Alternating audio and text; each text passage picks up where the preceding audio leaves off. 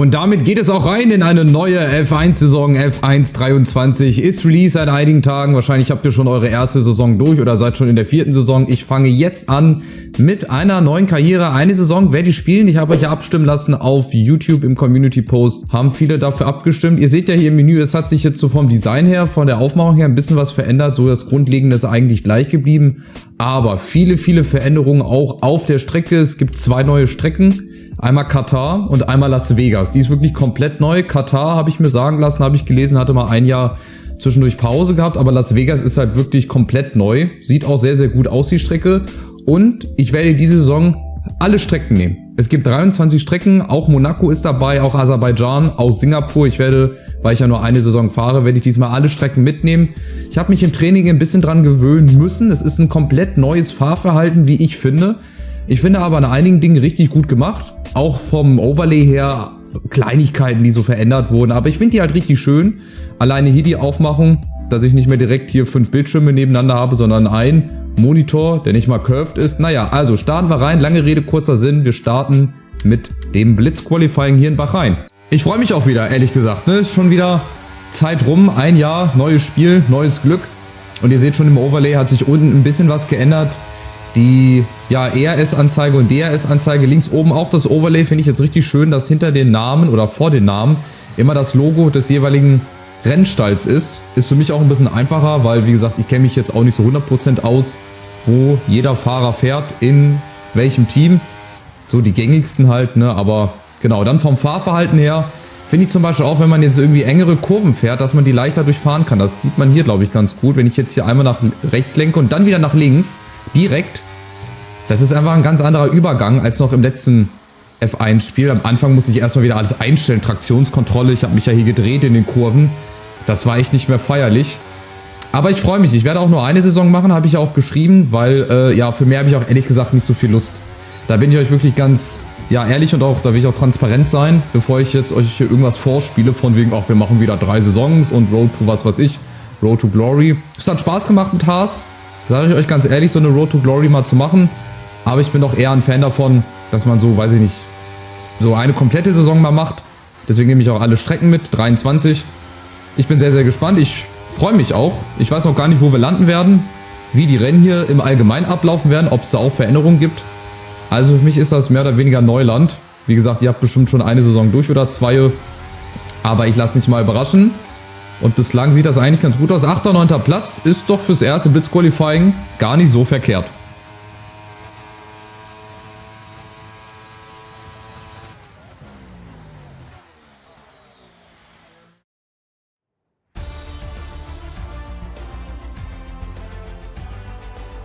Mit dem Ende des Qualifyings werfen wir einen Blick auf unsere Top 3. Verstappen, Leclerc und Lewis Hamilton. Das war's mit dem Qualifying. Jetzt können wir uns aufs Rennen freuen. Morgen sind wir live und ohne Unterbrechung beim großen Preis dabei. Also auf gar keinen Fall vergessen einzuschalten. Auch diese ganzen Audio-Samples von den Kommentatoren, da wird sich wahrscheinlich auch nicht viel verändert haben. Wir haben mit Logan Sargent übrigens und Nick de Vries, glaube ich, auch 2 Neulinge hier.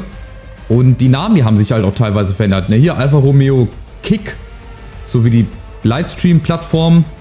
Da gibt es ja auch zurzeit ganz viele Nachrichten und News, auch was so Twitch angeht. Bei McLaren ist vorne das Google Chrome-Zeichen drauf. Also da wird sich auch ein bisschen was verändert haben. Naja, das ist nur nebensächlich. Wir starten jetzt erstmal rein in unser erstes Rennen. Vorher aber nochmal auf die Gesamtübersicht geblickt. Das ist das, was ich euch gerade gesagt habe, dieser Leistungsvergleich. Da sind wir Vorletzter mit McLaren. Sogar Haas ist besser als wir. Alfa Romeo Kick hört sich irgendwie ein bisschen merkwürdig an. Alpha Tauri ist letzter, aber wir sind ja noch alle ganz eng zusammen. Also ich bin ungefähr auf einer Höhe mit Williams. Alpine kann man auch noch mit dazu nehmen. Erste Upgrades habe ich schon mal hier machen lassen. Ich werde jetzt auch gleich weitermachen. Ich werde nach wie vor auch das nehmen, was mir hier vorgeschlagen wird. Weil, wie gesagt, da müsste ich viel zu viel ins Detail gehen. Das ist halt einfach nicht meine Welt, so detailliert ins Geschehen hier reinzugehen. Ich freue mich einfach. Wir starten rein. Ich bin gespannt, wo wir landen. Auf geht's. Dann wollen wir mal reinstarten. Und ich bin sehr gespannt, wie wir uns hier schlagen, auch gegen die anderen Fahrer, wie sich da das Geschehen im Rennen verändern wird. Ich bin sehr gespannt. Ich habe Schwierigkeitsstufe so ähnlich wie im letzten Spiel auch wieder genommen. Ich glaube, da war es eine 87 oder eine 88. Rote Pfeile. Da hat sich auch erstmal nichts verändert. Ich bin auf die KI gespannt, ob die sich ein bisschen verändert hat, ob die ein bisschen schlauer wirkt oder nicht. Aber bislang, Verwarnung, eine Kollision schon verursacht. Ihr seht ja dieses neue Upgrade oder dieses neue Overlay. Ist sehr, sehr schön. Wir sind momentan echt sehr, sehr easy peasy vom Start weggekommen. Verstappen und Leclerc vorne. Das wird doch hier nicht ein Sieg für uns werden.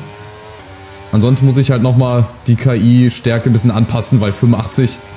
Oh, Vorsicht hier, die Curbs, die merkt man jetzt auch irgendwie ein bisschen intensiver. Also für mich muss ich sagen, klar, neues Fahrverhalten, oh Gott, neues Fahrgefühl auf jeden Fall, das sagen viele andere Spieler auch.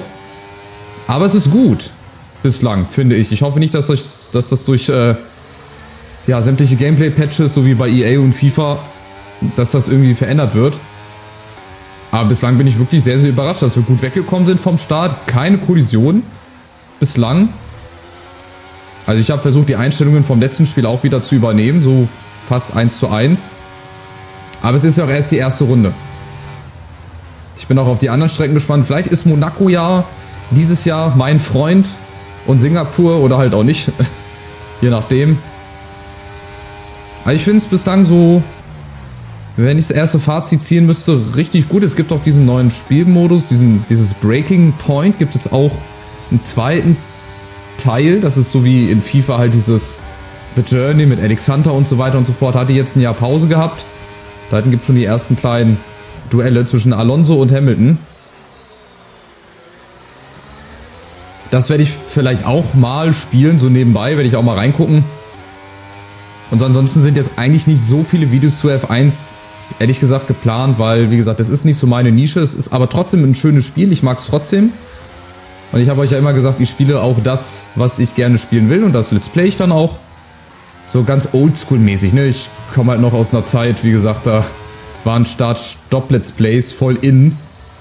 Ist jetzt natürlich nicht mehr so der Fall, aber ich bleibe trotzdem meiner Linie treu. Ich versuche hier das Beste rauszuholen. Und die schon ein bisschen länger mit dabei sind, die wissen es ja. Und die vielleicht neu dazugekommen sind, die werden es vielleicht auch lieben lernen und kennenlernen. Aber wir haben echt eine große Lücke bislang, so 1,2 Sekunden. Alonso, ja, AlphaTauri soll auch im Kommen sein. Also die sollen auch, diese sollen auch einen besseren Job machen. McLaren, das hat mich, wie gesagt, überrascht, dass sie so weit hinten waren beim Leistungsvergleich. Aber auch das muss ja nichts heißen. Vielleicht haben die dafür eine schnellere und größere Entwicklung als dann wiederum andere Teams. Das weiß ich halt nicht, wie sich das verhält. Da müsste ich auch wieder tiefer in der Materie drin sein. Oder vielleicht gibt es ja den ein oder anderen F1-Experten hier, der mir das mal beschreiben möchte. 1,33 jetzt zurzeit. Wir haben auch eine 1,33,491. Ist auch nicht so verkehrt. Klar, da neue Motorengeräusche. So generell, wie gesagt, vorne drauf. Auf den, ja, Radschutzdingern, nenne ich es jetzt einfach mal. Die haben auch einen bestimmten Namen, keine Ahnung. Ist dieses Google Chrome Zeichen. Also wahrscheinlich heißen die McLaren Google Chrome oder so wie Alfa Romeo Kick. Und auch genauso geschrieben wie diese neue Livestream-Plattform, die ja Twitch ganz große Konkurrenz jetzt macht. Aber auch da gibt es halt verschiedene Standpunkte, verschiedene Meinungen, genauso wie bei Twitch. Und hier in den ersten Kurven, da habe ich mich halt sehr, sehr schwer getan. Vor allem ohne ABS und ohne Unterstützung bei der Traktionskontrolle. Da sehe ich ganz schön alt aus. Da fühle ich mich wie so ein Marienkäfer, der auf dem Rücken liegt und nicht mehr hochkommt.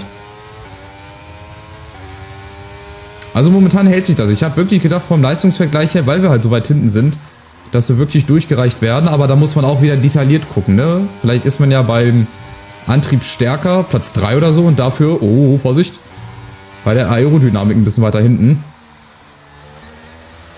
Da muss ich dann auch gleich nochmal detailliert drauf schauen nach dem Rennen. Also es ist wirklich schön. Doch, ein schönes Spiel. Ihr könnt ja gerne mal eure Erfahrungen unten in die Kommentare reinschreiben, wie das bislang so bei euch ist mit F1. Ich als Laie, wie gesagt, ich kann bislang nur Positives berichten. Aha, Rennen fortsetzen. Ist auch jetzt wie in echt, ne? Oben links das Overlay, das haben sie wirklich gut angepasst. Irgendwo hat es also mal eine kleine Kollision gegeben vielleicht. Rennen fortsetzen, ja, da gibt es schon den ersten Ausfall. Und zwar Alexander Albon. Ich glaube, Albon wird da ausgesprochen, vor der Boxengasse.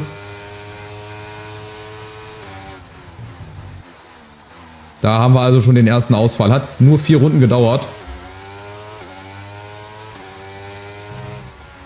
Und diese Neuerung hier, die freut mich ganz besonders. So dieses, ich will mal sagen, dieses Lenkgefühl in diesen engen Kurven. Vielleicht ist das ja auch, um mal vorauszublicken auf Monaco, eine Hilfe auch für mich. Oder wenn ich an Silverstone denke, da gibt es ja dann auch in Sektor 2 diese links-rechts-links-Schlangenlinien. Da merkt man das wahrscheinlich auch. Also ich finde es, wie gesagt, vom Fahrgefühl her richtig gut. Bislang, ich komme immer besser zurecht. Runde pro Runde. Das erste Training war echt ein bisschen katastrophal, aber das hat sich dann auch gelegt. Und auch so hat F1 wirklich ganz, ganz viel zu bieten. Dieses Breaking Point. Dieser zusätzliche Modus, das wünsche ich mir dann vielleicht auch irgendwann mal wieder bei FIFA. Vielleicht nicht gerade The Journey, aber einfach so einen zusätzlichen Modus, wo man als junger Spieler anfängt und so weiter und viele verschiedene Wege gehen muss. Bin gespannt, was hier die Zusammenarbeit von Codemasters und EA dann bringen wird. Man merkt halt, dass EA hier seine Finger auch mit im Spiel hat. Wenn man mal ins Menü guckt und so weiter und die anderen Gerüchte, die auftauchen. Dass man dann sich auch zum Beispiel durch Ingame-Coins oder Ingame-Points Sachen dann sich holen kann aus dem Shop. Da merkt man halt die EA-Note dann halt drinne. So, aber um jetzt mal hier aufs Rennen zu gucken, wir sind 0,7 Sekunden vor Alonso. Vorne Leclerc und Verstappen machen den Sieg unter sich aus und wir stehen momentan auf dem Podium. Wirklich überraschend, sehr, sehr überraschend, wie ich finde. Abstand zum Auto vor dir beträgt 3,6 Sekunden. Ja, und Jeff ist natürlich auch wieder da. Ich habe ihn vermisst, ehrlich gesagt, schon eine Zeit lang. Aber Alonso wird jetzt gleich an uns vorbeiziehen. Ich glaube, Sainz wird dann auch irgendwann der Nächste sein. Weil das über ein gesamtes Rennen hier durchzuhalten, das weiß ich nicht. Noch nicht, aber wenn das Auto dann mal irgendwann so entwickelt ist, wie ich das Auto von Haas entwickelt habe, dann ist das hier auf jeden Fall, sind dem keine Grenzen gesetzt.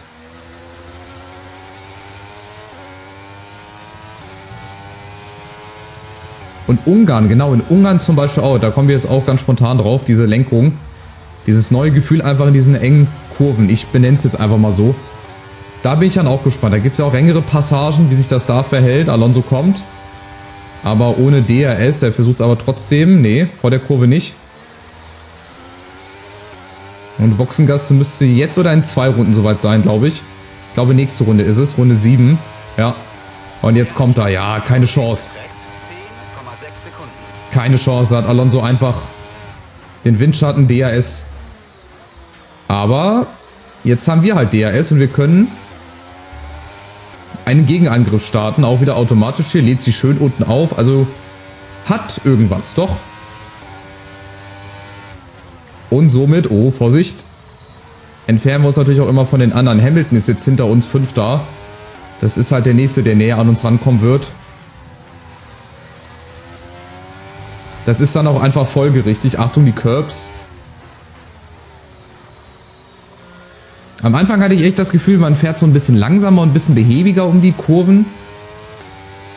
Wie gesagt, ich kann von meinem Gefühl nur reden, aber vielleicht kann ich mich da auch einfach täuschen. So, wieder DRS brauche ich jetzt auch, wenn Hamilton hier hinten rankommt.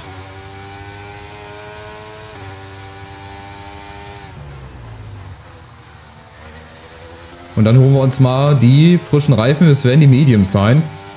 Standardmäßig waren hier die harten Reifen vorgesehen, warum auch immer.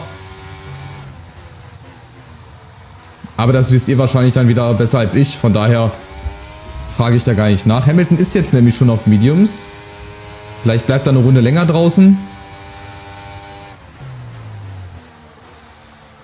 So, mal gucken, was Alonso macht. Alonso geht noch nicht rein. Hamilton geht natürlich auch noch nicht rein. Russell ist jetzt dahinter. Ach doch, Hamilton geht rein. Eine Runde früher. Versucht er vielleicht einen Undercut gegen mich. Ist ja, glaube ich, so, ne? Undercut, wenn er hinter mir ist und reingeht und versucht mich zu überholen. Ja, das ist, glaube ich, ein Undercut. Achtung, gelber Sektor. Da hat sich's gedreht. Da hat sich einer gedreht. Oh, da ist jetzt ein Stau. Da ist jetzt Stau erstmal. Ich glaube, Sergio Perez hat sich da gedreht. Ja, Sergio Perez, der wird jetzt nach hinten durchgereicht. Gut für uns. 13 Sekunden Vorsprung. Russell hinter uns. Das ist natürlich bitter. Und da ist immer noch Staude. Und das müssen wir uns in der Wiederholung mal angucken. Runde 7 muss ich mir mal merken. Norris wurde disqualifiziert sogar. Oha. Das ist ja mein Teamkollege. Nein. Das ist ja geil. Fängt ja gut an hier. Es ist wie bei Haas, ey. Der Einzige, der hier irgendwie Punkte holt fürs Team, bin irgendwie ich. Norris wurde disqualifiziert. Und dadurch können natürlich die anderen jetzt erst weiterfahren. Hamilton ist natürlich jetzt Letzter. Das ist sehr, sehr bitter für ihn. Der wird jetzt nämlich keine Punkte mehr holen. Der hat so viele Sekunden Rückstand, dass der, glaube ich, nicht mehr in die Top 10 fährt. Glaube ich nicht. Aber das ist schon wieder Stoff für ein ganzes Buch hier. Das schauen wir uns an in der Wiederholung. Das muss ich mir merken. Runde 7. Da hat sich wahrscheinlich Sergio Perez gedreht, hat dann die Straße blockiert und die anderen sind aber nicht vorbeigefahren. Und Norris wurde dann wegen irgendetwas anderem disqualifiziert. Gucken wir uns an. Muss ich mir merken. Jetzt geht es hier erstmal rein in die Boxengasse. Achtung. Auch wieder natürlich mit automatischen Bremsen hier. Auch hier hat sich das Overlay ein bisschen verändert. Ihr seht das. Auch sehr, sehr schön. Und unsere Boxeneinfahrt ist jetzt endlich nicht mehr ganz hinten. Bei Haas musste ich ja wirklich stundenlang warten. Sehr schön. Super Boxen-Stop, wie ich sehe. Gasly auf der 4, Leclerc. Die anderen gehen jetzt natürlich auch rein. Die eine Hälfte. Die andere Hälfte muss dann natürlich noch rein.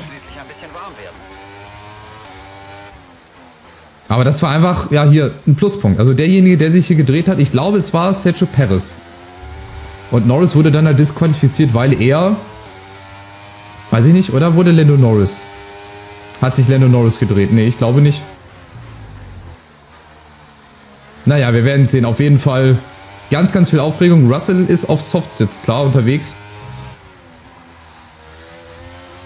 Und vielleicht haben wir jetzt vorne wieder unseren ersten Wingman hier, Nick de Vries. Oder Nick de Vries, keine Ahnung, Nick de Vries, glaube ich. Bei Alpha Tauri. Hätte ich jetzt wieder oben nur die Farben gehabt, hätte ich es nicht erkannt. Aber ich finde das wirklich für mich eine schöne Neuerung, eine Kleinigkeit. Aber auch so Kleinigkeiten, die können dafür sorgen, dass das Gesamtbild am Ende sehr, sehr gut aussieht. Überholmanöver, Versuch von Alonso, der dreht sich. Und da werde ich jetzt wahrscheinlich ins Spiel reinkommen. Vielleicht ist das meine Chance. Achtung. Ich will hier nichts riskieren. Ich habe eine richtig gute Ausgangslage eigentlich.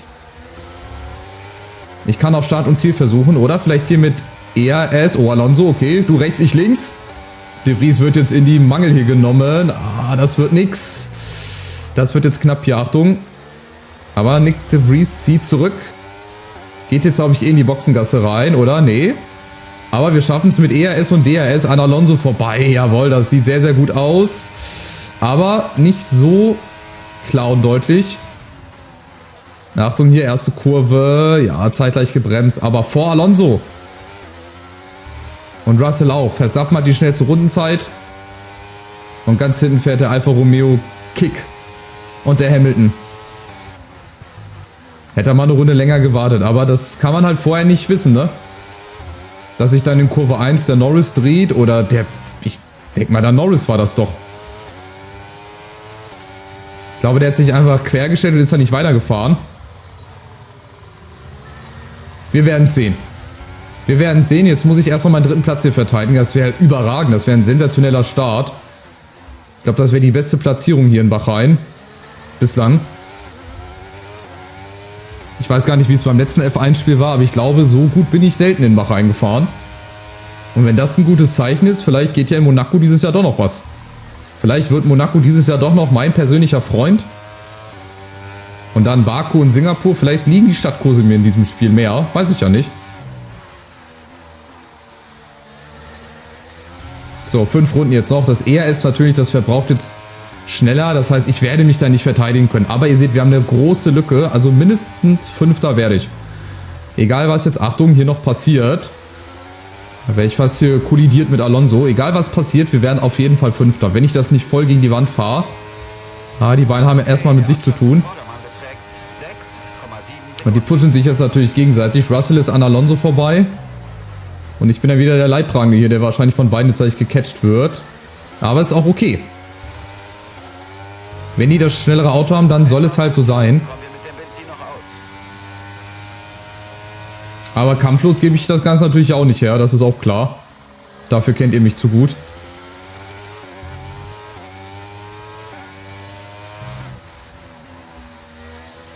So, und hier entscheiden dann halt wieder Kleinigkeiten. Wenn ich da zu spät bremse und dann zu spät um die Kurve rumkomme, das macht halt auch was mit einem und auch mit dem Gegner. Da sind sie nämlich schon, Russell und Alonso, die tauschen gerne hin und her.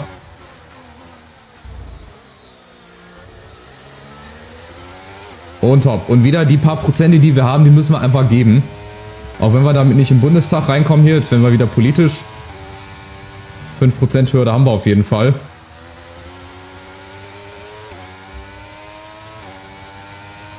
Ich kann mich wirklich nicht beschweren. Ich dachte von der 9, okay, das wird auch so ein 9. oder 8. Platz. Der Start ist uns auch relativ gut gelungen. Also wirklich. Links vorbei an allen. Liegt es an der KI-Stärke? Keine Ahnung. Vielleicht muss ich doch nochmal 1, 2 Stärken hochgehen.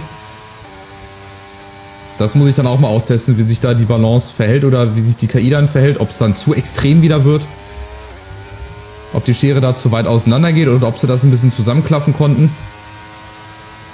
So, 3 Runden. Wir sind in einem 1,34er 3-Bereich. Und Russell, oh, der kommt angeflogen mit großen Schritten, aber er kommt nicht vorbei, nee. Da halte ich mich gut auf. Oh, die 2D-Linie, die leuchtet hier so, ne? Ist ja hell neongrüner Schein. Jetzt kommt Russell, zieht vorbei, ja. Und dann ist es so, aber ich versuche es trotzdem außen vorbei und es klappt. Der Turnover. So, rechts und links. Ich liebe das. Das fühlt sich wirklich richtig gut an. Viel, viel geschmeidiger als noch im letzten Spiel. Vielleicht ist das auch einfach eine Einstellung, die man machen muss. Oder es ist halt automatisch. So, der Kampf ums Podium hier. Im ersten Rennen schon der Kampf ums Podium. Hätte ich so unterschrieben, ganz ehrlich gesagt. Aber Russell natürlich, die haben DRS, die können sich vorpushen. Aber so dominant sind die gar nicht, weil sonst wären sie ja schon mal 1, 2 Sekunden weg, wenn sie den stärkeren Motor hätten. Vielleicht bin ich beim Antrieb wirklich bei einem der oberen Teams mit dabei.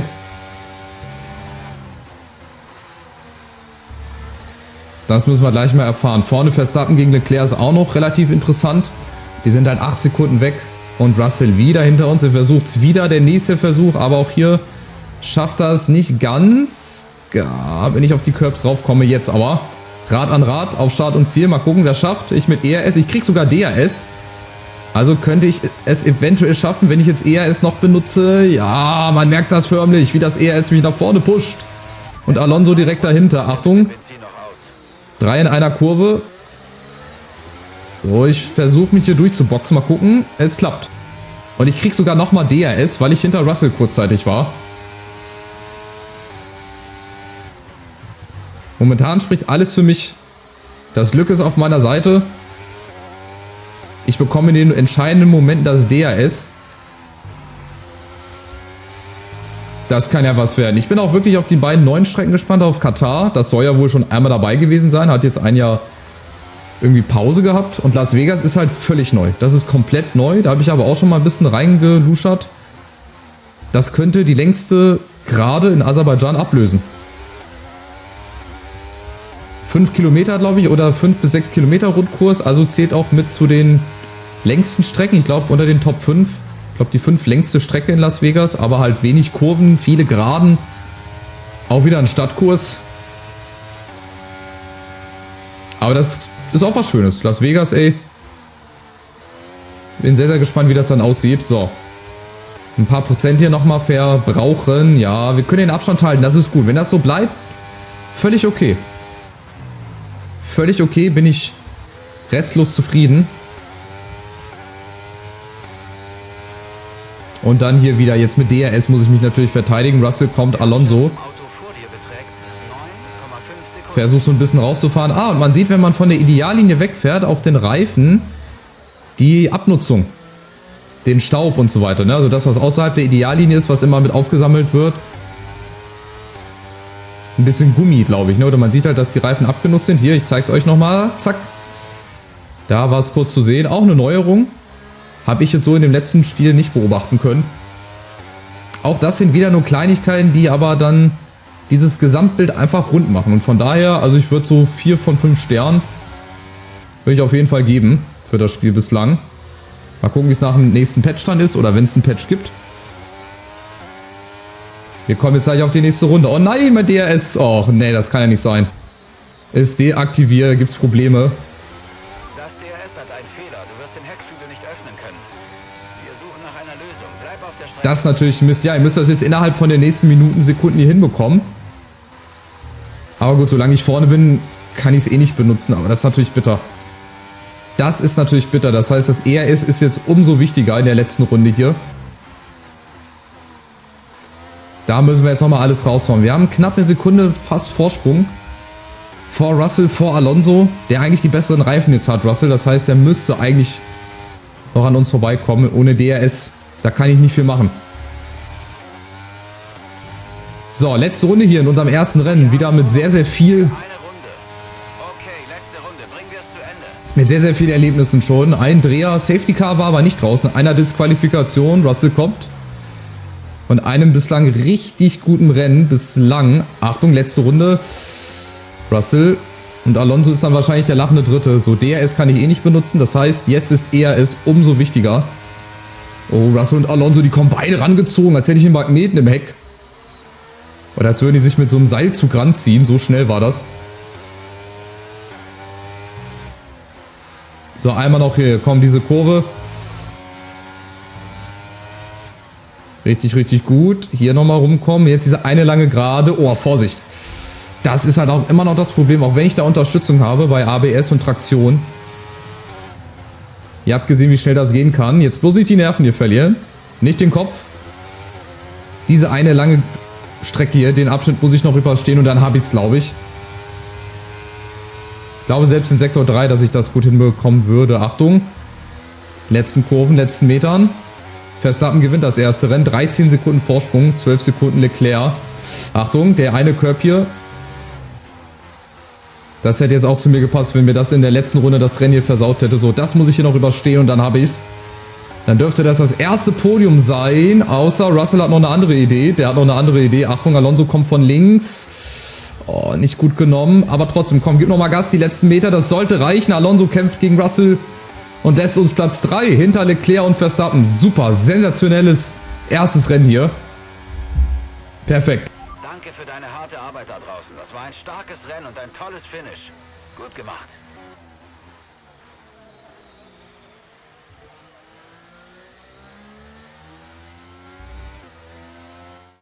Wir sehen glückliche Gesichter an der Boxenmauer nach diesem phänomenalen Sieg hier in Shakir. Und das mit Recht. Das war eine brillante Leistung vom ganzen Team. Stefan Römer, ein überwältigender Sieg heute. Was haben Sie besser gemacht als die anderen? Der Fahrer stach eindeutig heraus mit reichlich Selbstvertrauen auf der Strecke. Ich denke, die Fähigkeit, selbst in hektischen Situationen im Rennen Ruhe zu bewahren, hat ihm ermöglicht, die Fehler der anderen Fahrer auszunutzen und mit Leichtigkeit die Spitze des Feldes zu erreichen.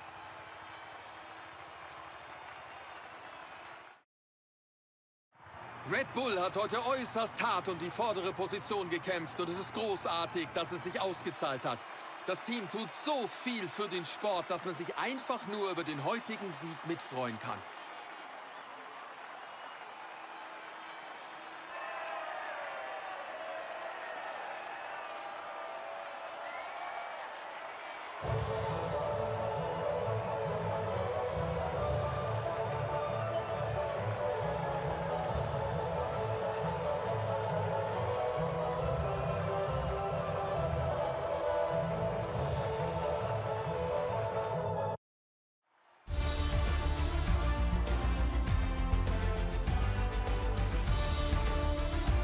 Schauen wir uns kurz an, wie sich die Fahrerrangliste verändert hat.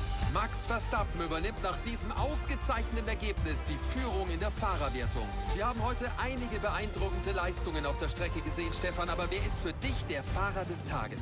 Für mich ist das heute der Glückspilz. Er hat einfach nicht aufgegeben und wirklich eine fantastische Leistung abgeliefert. Es war wirklich eine Freude, ihm zuzusehen. Es ist Zeit, einen Blick auf die Konstrukteursrangliste zu werfen. Red Bull übernimmt die Führung in der Meisterschaft. Es war ein absolut wildes Wochenende in der Formel 1. Ich freue mich schon aufs nächste Mal.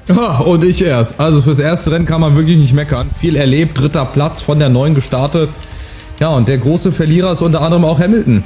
Der ist von der 3 gestartet. Lando Norris, oh, ja gut, Alexander Albon, das war aber was anderes. Bei Lando Norris müssen wir jetzt mal gucken. Da habe ich ja gesagt, Runde 7.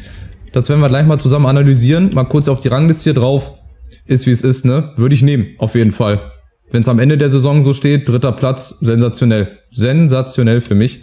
Naja, also jetzt gehen wir rein und schauen uns das Ganze mal an. Der Übeltäter sitzt hier im Red Bull und heißt Sergio Perez, der also gegen, jetzt muss ich gerade nochmal gucken, gegen Russell in der ersten Kurve sich durchsetzen wollte. Russell ist aber vor ihm auf der Ideallinie, dann dreht sich Sergio Perez, Russell fährt weiter und dann kommt es halt da hinten zum Stau. Ne? Also hier, Sergio Perez hält an, was ich jetzt auch nicht verstehe, da ist so viel Platz, da hätte auch Sainz vorbeifahren können unter anderem. Aber guck, er bleibt stehen, warum auch immer, das verstehe ich jetzt nicht. Er bleibt stehen und jetzt sehen wir gleich dahinter, der links jetzt ins Bild reinkommt, hinten links, der Orange, das ist Lando Norris. Der fährt also auf die beiden Alpha Tauri rauf, die fahren hier alle ineinander. Sergio Perez fährt sogar zurück. Ja, wir können jetzt mal auf Lando Norris schalten, warum der dann disqualifiziert wurde. Weil er wahrscheinlich nicht weiterfährt. So, die anderen fahren alle weiter. Das ist alles schön und gut. Er fährt hier auch noch weiter. Ah, der bleibt dann hier hängen. Er bleibt an dem Curb hier hängen. Der kommt nicht mehr weg. Das ist ja unglücklich. Der ist so im Curb hängen geblieben, dass er nicht mehr weiterkommt. Hier, er gibt Gas. Die Reifen, die qualmen schon. Aber er kommt nicht weiter und deswegen ist er disqualifiziert worden. Interessant. Sehr, sehr interessant. Hier liegen dann die ganzen Trümmerteile. Aber okay, wir haben es rausgefunden. Das ergibt jetzt auch Sinn. Aber ob man dafür disqualifiziert wird, gut, er wird halt aus dem Rennen genommen, weil zurückgesetzt auf die Strecke, das kann er nicht mehr. Sehr, sehr unglücklich auf jeden Fall für Lando Norris. Aber gut für uns. Wir hatten viel Vorsprung und konnten also Platz 3 mit ein bisschen Zittern ins Ziel fahren. Das ergibt natürlich jetzt auch Sinn. Also ich meine, vorher hätte ich gedacht, okay, der hat sich vielleicht gedreht, der ist nicht weitergefahren, das habe ich mir schon gedacht, aber dass der auf dem Curb festgesetzt war, das ist gut, das ergibt Sinn. Aber unglücklich, sowohl für Norris als auch für Hamilton, aber gut für uns. Wir haben die ersten paar Punkte, was ich nicht gedacht hätte und wir haben auch eigentlich relativ gut performt, muss ich sagen. So, jetzt gibt es ja nämlich schon mal ein paar Updates, bevor wir nach Saudi-Arabien gehen, das ist ja nicht neu. So, Bodenstreifungsstreben. Perfekt. Qualitätskontrolle Typ 2, diese ganzen Events hier. Hat sich ja auch nicht verändert quasi, ne? Klingt vielversprechend. Ich bin auf dem Weg im Simulatorenraum. Das war jetzt auch nicht viel Neues hier. So, dann gehen wir mal rein. Wöchentliche Ressourcenpunkte und dann geht's ins zweite Rennen. Ist halt, wie gesagt, eine ganz andere Aufmachung hier. Sieht sehr, sehr schön aus, finde ich. Und wir gucken mal in die FE rein. Da sind wir nämlich jetzt schon wieder... Das sieht doch besser aus. Vor Haas, vor Alfa Romeo. Also hier die ganzen neuen Teile sind eingebaut worden. Und die anderen Teile werden jetzt wahrscheinlich eingebaut. Frontflügelklappenprofil wird nach Australien fertig. Und der Kabelbaum ist ja nicht viel, ne? Genau, da war zwischen Saudi-Arabien und Australien ein bisschen Pause. Und dann sieht das doch momentan relativ gut aus. Also, ich freue mich, dass... ihr dabei seid und dabei wart. Ich hoffe, ihr verfolgt die nächsten Rennen. Auch hier zum Beispiel. Das Overlay finde ich richtig klasse. Sieht richtig gut jetzt aus. Auch mit den neuen, ja, wie sagt man so, Grafik, so diese gelben Punkte da oben, diese gelben Striche an der Seite, dieser helle gelbe Schein da unten. Also es hat schon was. Es sind viele, viele Kleinigkeiten, die halt so ein großes Gesamtbild ja, einfach rund machen. Und das freut mich, das finde ich schön. Vielleicht kriegen wir auch mal anderes Wetter hier. Je nachdem, Entwicklung abgeschlossen. Sieht momentan sehr, sehr gut aus. Also bis zum nächsten Rennen. Lasst gerne ein Abo da. Kostenlos, wenn ihr meine McLaren-Karriere hier verfolgen wollt. Und natürlich auch den Daumen nach oben nicht vergessen. Glocke aktivieren. Und dann bis zum nächsten Rennen. Hier in Saudi-Arabien. Macht's gut. Ciao, ciao.